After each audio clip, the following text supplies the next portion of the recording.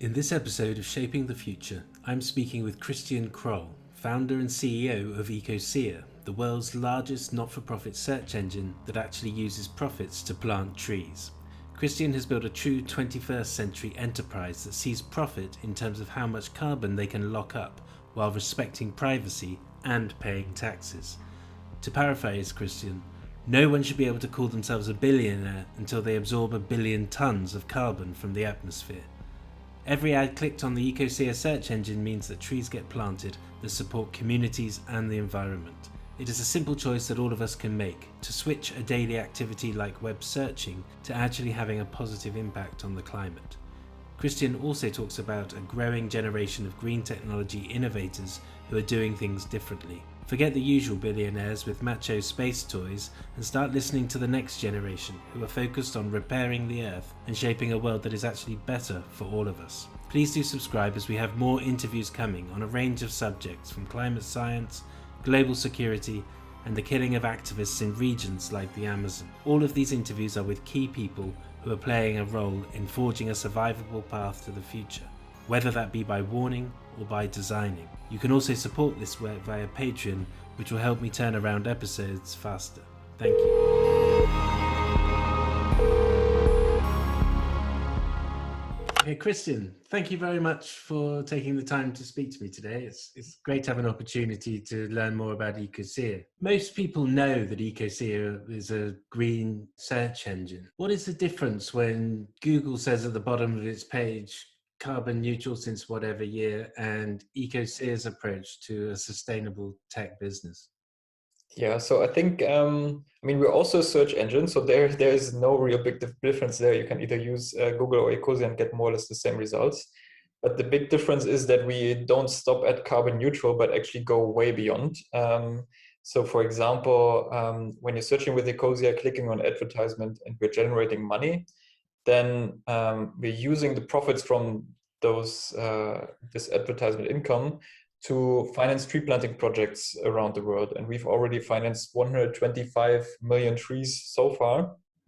And that has a big positive impact on the climate. Not only no negative impact, but actually hugely positive impact. And we calculated that each search with Ecosia actually has a positive climate impact of around 1 kilogram of CO2 absorbed from the atmosphere.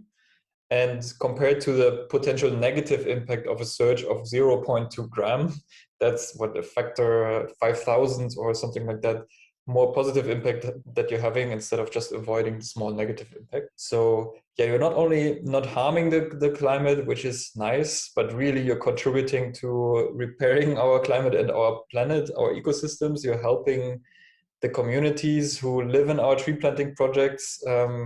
You're also supporting, let's say, a different way of doing business by using Ecosia instead of other search engines. And even if you just look at the electricity use, we are not only 100% renewable electricity, but we spend much more money on renewable energies. And actually, I think we're 300% renewable or something like that. So even there, you have a positive impact. So we're, I would say, much greener than all our competitors. Let's say you keep growing and more people start using Ecosia, etc. Do you reach a sort of plateau, or do these benefits keep going in tandem? Well, we have enough space to plant around 1 trillion trees without running into any space issues. There's enough agricultural land that could benefit from additional trees, or land that is currently not forested that should be forested. So in terms of tree planting capacity, there's definitely no issue. On the contrary, it actually needs more tree planting activity. So that's not a problem. And also, when more people use us, we will actually be doing more of what we're doing already. We can build more renewable energy. We can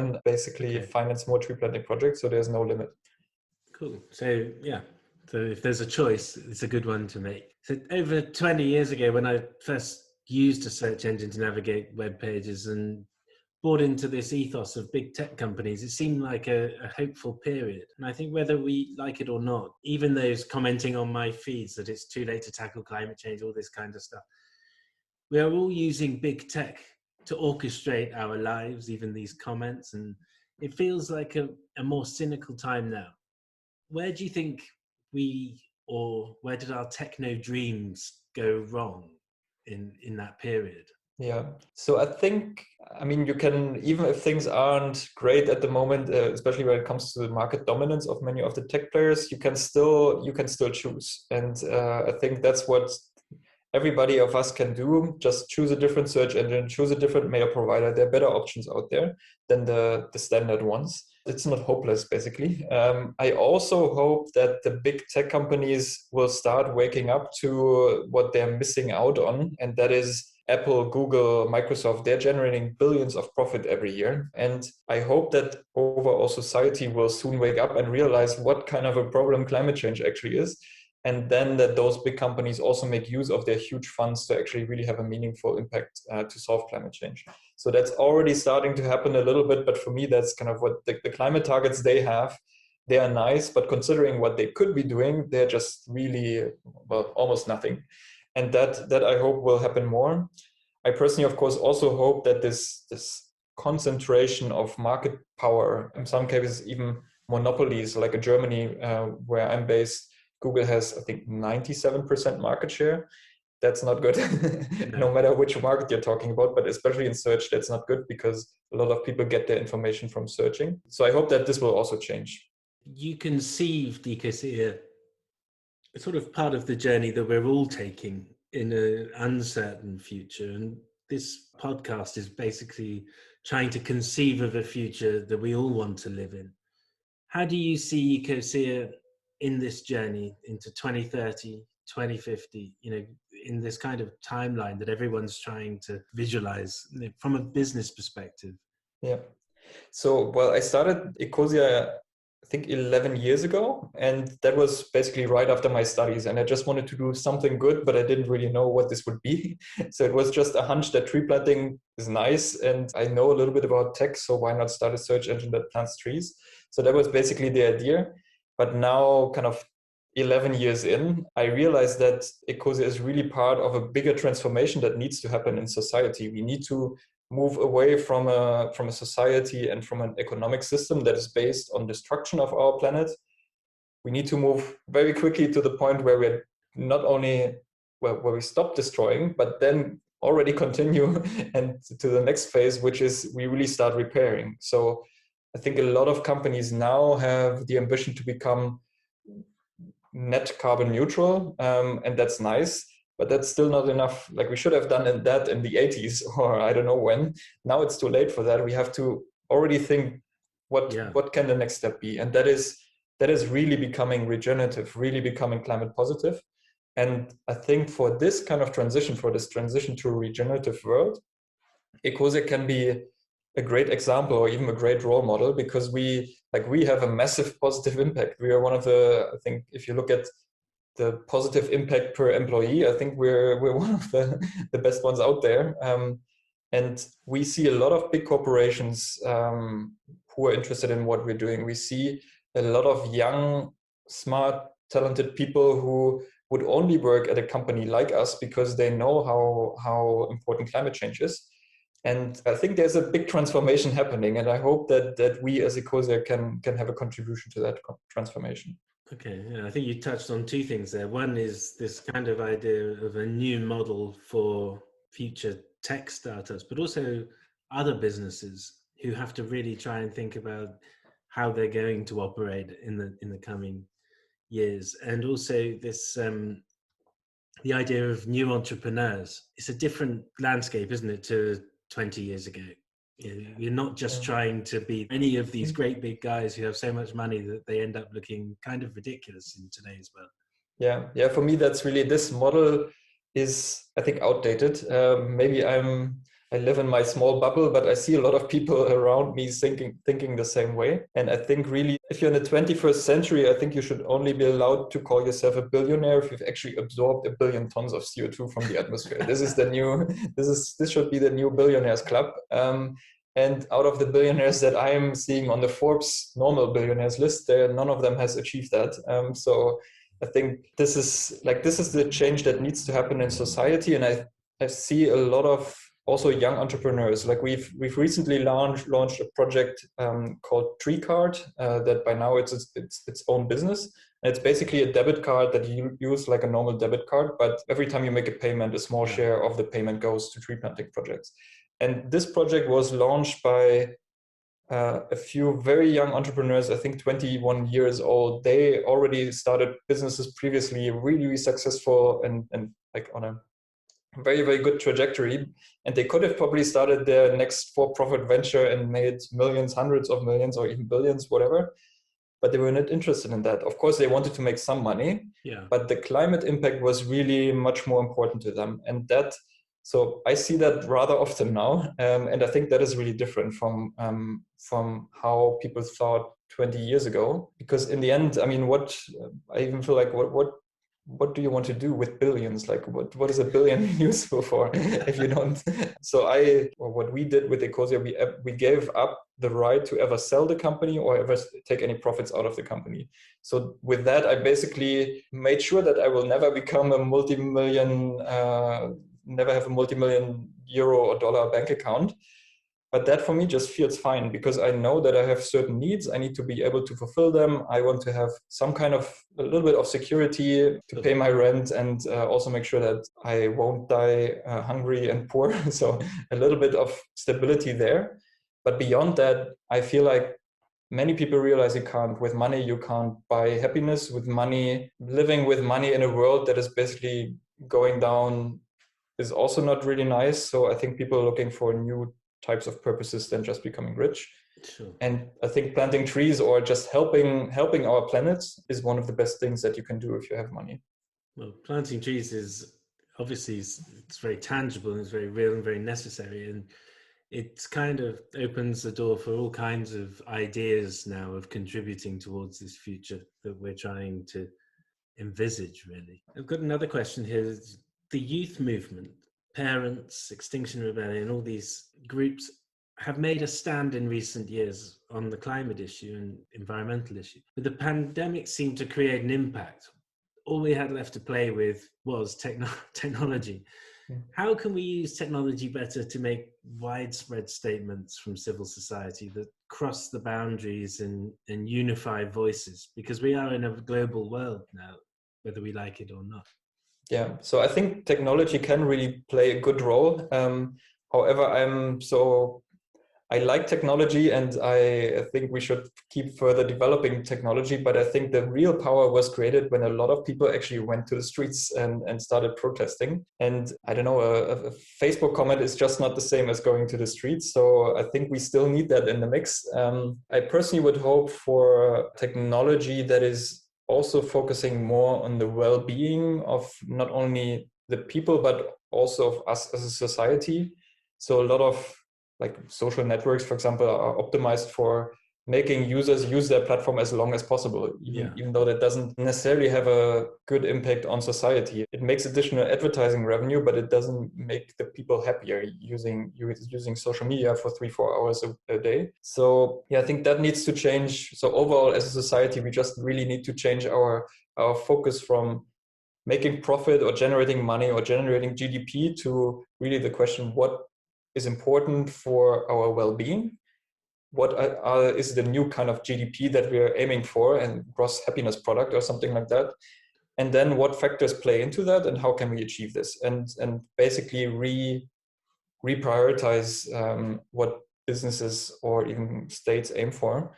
And I think that shift is happening as long as we're still in a world where all of the companies that are running our internet basically are profit maximizing businesses. I think this won't happen very quickly, but there are other companies. I mean, there's Wikipedia, there's us, for example, also Mozilla. So there are options that you could use if you kind of want to move away from the profit maximizing path and rather want to support alternative offerings. Okay, and are you offering, using Google as an example because they're sort of ubiquitous and they have a suite of offerings which you kind of end up getting embedded in one way or another. Are you expanding your suite of offerings, or is it just search? How? Yeah, so we're not planning to create email or Google Docs or anything like that. I think we would only lose money doing that, and that means in our case burning trees basically, or well, not planting trees or taking money away from the tree budget. But there are other areas where our model would actually make sense. Like in the area of shopping, for example, online shopping, we could not only make additional money for tree planting if we had some kind of a shopping platform, but also help people make more sustainable purchasing choices and really, I don't know, let's say buy the more climate-friendly washing machine instead of just the cheapest one. So this is definitely an area that we're looking into. Also, other areas like travel, if we can convince a few people to take maybe the train and not the plane to get from A to B, that's also important. But then I think that's more or less is it. Like we are a small company, we have less than 100 people. Google has 100,000 people, so we can't compete in all areas. We have to really focus. How much, because you're talking about these things, and obviously there's a certain appeal, especially, in fact, I'm probably wrong here. I was going to say especially to a younger audience, but that's probably not the case now. How much do you know about your users and how do you engage with them? So we actually don't know much about our users, at least not about the individual users, because we are very privacy friendly. We're not tracking any, like we're not creating any user profiles. We're not, I don't know, selling data to advertisers or buying data to know more about our users. We're much more privacy friendly than the other search engines are. But overall, we know more or less that our audience is rather young. I think we know that I think 80% of our users are less than 30 years old. So really like tending more towards a young audience. And many of our users are on social media. We have great content, for example, on YouTube, great videos about our tree planting projects. On Instagram, we publish stories from our tree planting projects. I really like following those. I mean, we also write reports. We write financial reports, for example, where people can just read really the kind of pure data on our tree planting success. But I think it's nicer to actually see the images and see the individual people that are affected. And that we do via Instagram and YouTube. And I think those are, of course, platforms where young audiences are gathering. Okay. So you're telling these stories, basically. Yeah. Okay. And as we move towards the next COP, where big corporations tell us change is hard and it's going to be slow, do you have a message for the next generation of innovators or for those other businesses about doing things differently? Yeah. So I think if people say change is hard, I think we need to look at what happens if we don't change. And that will be many, many times harder, more painful. So we need to, even though it's hard, we need to do it anyway. And we need to do it very quickly. If we don't do it in the next 5 years, then it's basically too late. So I think people really need to understand that. And unfortunately, I think many people on this planet haven't understood yet what global warming really means, what climate change really means. So I think most of the young people have now understood and they're getting very impatient about that. And I think that's a good thing. So what I would say to companies who say, yeah, but we can't do more or we're already doing enough is just to maybe have a look at what we're doing and then rethink. Every company could copy our model.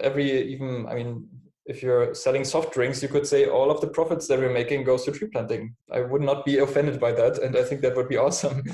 And I even think that this will happen. So you will have big corporations will have competition pretty soon from companies that are more focused on solving climate change. So if you don't adapt now, you will have big problems later on. You will lose market share and might even become irrelevant at some point. So I think if you're as a company or even as a country or even as an individual, if you're not doing everything that is really possible for you, then you're doing too little.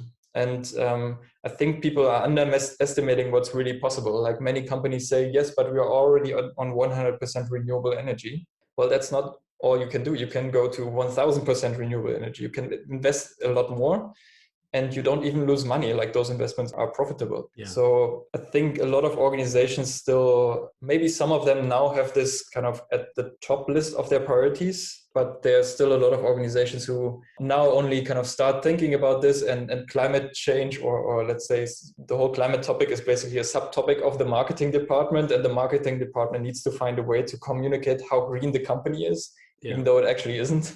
And I think that will backfire if you don't really take this seriously now. In 1-2 years, the issue will be even more burning. And if you will look as a company, look really stupid if you didn't act 10 years ago, or at least now. I mean, we had a recent case now with Royal Dutch Shell being basically forced by a court to reduce their emissions, and those kind of things will come a lot of that will come, and it will get more and more strict in the next 1 or 2 years. And I think the scrutiny of consumers and the values of younger consumers especially, but I think that's going to sort of move through society. And you're actually doing all this stuff, and you're obviously going through, you're learning a lot, you're thinking about what you can do further, etc. Are you creating blueprints and sharing this information as often as you can? Because obviously there are people who are thinking, oh God, I wish I could do something that was better, and almost going back to where you started. Is there a way that you can share this knowledge? Yeah, so I think that's actually, I mean, if you look at Ecosia, yes, we planted 125 million trees. That's a lot, but we can't solve, like, our contribution will always be small compared to, let's say, what a big corporation could do. So I'm taking all the opportunities that I can. If I have an opportunity to talk to CEOs of big corporations, I always do that, because my leverage can be much, much higher than if I implement something in my own company. And I really just hope that we can be somehow part of this movement towards a regenerative world. But yeah, we all need to do that together. So, and I think the future is going to be really awesome if we do that now. Then we not only solve climate change, but solve a lot of other issues, especially global injustice. And this is something that I'm very excited about. I don't know what would be more noble than working on that. And I think a lot of people start thinking the same way. And if I have the opportunity to talk to a leader of a big organization, a big company, and I feel like they're not only doing this for marketing purposes, but rather because they really want to change, then I'm always open to that. I, of course, realize that in big organizations who are, I don't know, maybe in a sector where it's really hard to change, let's say you're in a steel sector, for example, it's really quite hard to become carbon neutral or even carbon positive there. But still, if those companies are trying, I'm happy to engage and happy to support where we can. Fantastic. Well, look, you're obviously showing great leadership in this, and it's fantastic to hear, and a really positive story when quite a lot of the other stories are not so positive. So thank you very much for taking the time. It's been great to speak to you. Thank you much for having me. Thanks again for listening. If you are interested to help support this series and help expand the discussion around climate topics, then please do consider backing my channel via Patreon. It will help me produce more content, and you will also gain access to more expert interviews. It would be great to engage more with audiences too and understand your views on these topics.